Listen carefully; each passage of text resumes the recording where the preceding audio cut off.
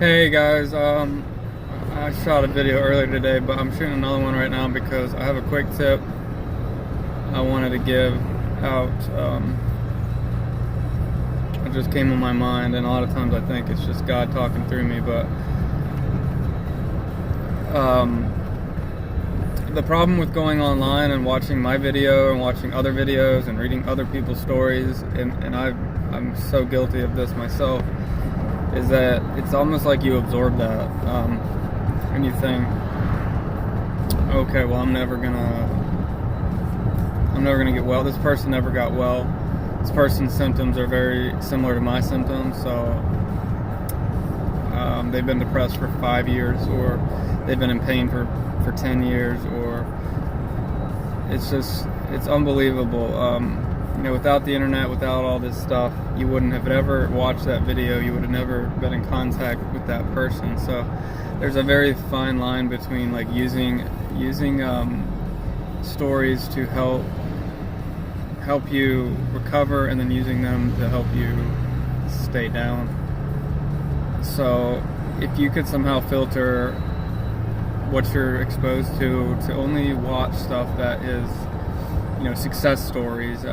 If you are going to watch internet stuff, I would search for things like depression success stories, God heals depression, things like that, because it really has a profound impact, and the mind is powerful.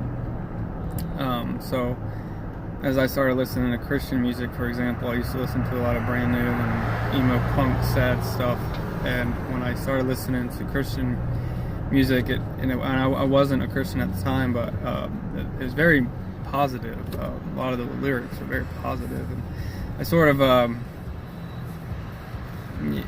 the old me would joke on the new me that I even entertain these kind of things, but now being surrounded by more positive influences helps a lot. So be careful, like it's not only what you're eating, but what you're intaking, both physically and spiritually and mentally.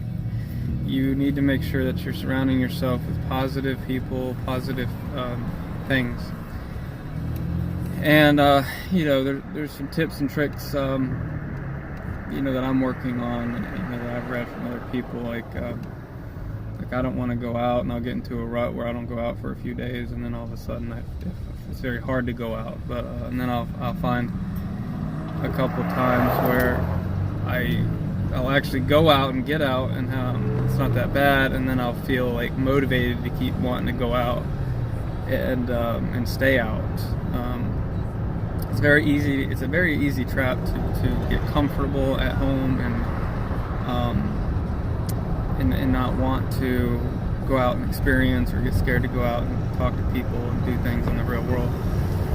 Something I'm battling right now, a great deal actually, and I have been for some time, is ever since I quit drinking, I really became antisocial, and very secluded myself, and when I go out, I typically go out alone, and so anyway, it's very important not to do those things, and so I want to challenge myself, create challenges for yourself, but be careful to not challenge yourself too much. Give yourself the time and space that you need, but make sure you're not becoming stagnant. And it's a very thin needle to thread, but if you can do that, then it will help you a lot in your recovery, whatever it is.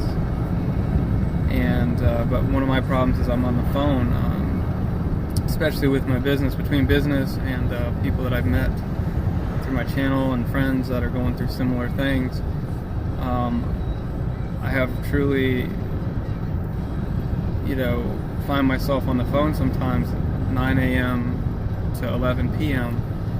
Without really getting a lot of time to myself. And when you're on the phone, although helpful in certain situations, a lot of times it can be very distracting and distract you from real world and real things that are going on. So I find myself, when I'm running, I'm listening to music. When I'm on the phone, I could walk 30,000 steps around a park and not even notice a flower. So these are the kind of things, because of inventions and technology, that really limits our exposure to the real world. So then when all of a sudden I'm not on my phone, it's like, oh no, I feel compelled to call. So I have an addiction, and the addiction is I'm addicted to stress, and I'm addicted to being on my phone, and mostly talking to people. And then all of a sudden I'll be talking so much that I barely breathe that day, and it'll cause increased anxiety.